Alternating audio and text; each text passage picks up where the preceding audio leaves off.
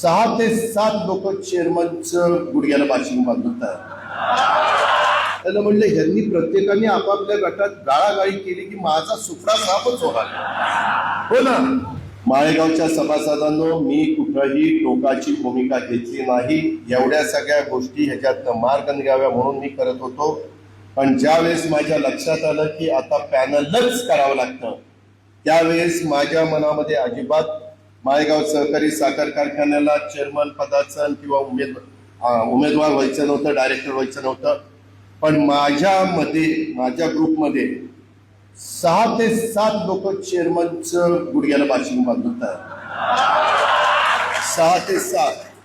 त्याला म्हणलं ह्यांनी प्रत्येकाने आपापल्या गटात गाळागाळी केली की माझा सुफरा सापच होणार. हो ना. ते कोण कोण आहेत ते तुम्हाला साधारण माहिती आहे. कोण बारामती गटात आहे, कोण पंधरे गटात आहे, कोण कुठल्या माळेगाव गटात आहे, कोण कुठल्या गटात आहे, ते असले सगळे जाते. तर म्हणलं तुम्ही कशाला कुठं काय मंडळात बांधून बसलाय, अजून कशात काही नाही. आणि मी विचार करत होतो. आणि त्यावेळेस बघा मी एका सभेमध्ये सांगितलं की मी 13 किती तारखेला 13 का 14 माघार घ्यायच्या वेळेस सभा घेईल त्यावेळेस चेअरमनचं नाव डिक्लेअर करणार. खोटं नाही सांगत. काही जवळच्या माझ्या पत्रकार, दादा तसं करू नका दादा, एक तर वातावरण प्रतिकूल आहे आणि डिक्लेअर केलं तर वाटच लागली तुमच्या पदाची. म्हणलं का? अहो म्हणजे फार यांच्यामध्ये हेवे दावे रस्सी खेच आहे आणि प्रत्येकाला व्हायचंच आहे तिथं चेअरमन. कुणी ऐकायला तयार नाही.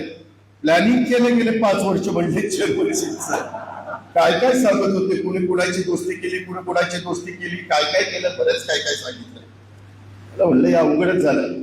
मी बारीक विचार करत होतो. पण मी एक ठरवलेलं होतं की एवढ्या सगळा प्रयत्न करून काही झालं तरी श्री निळकंठेश्वर पॅनल माळेगावच्या निवडणुकीमध्ये निवडून आणायचं.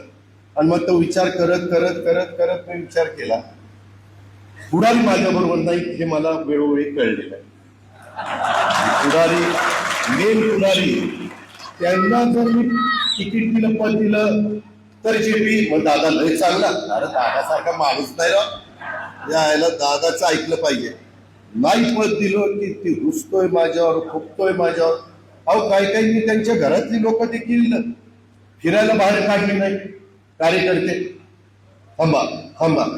मी वेगवेगळे लोक ह्यावेळेस एवढं मी प्रयत्न केला परंतु काही नाही.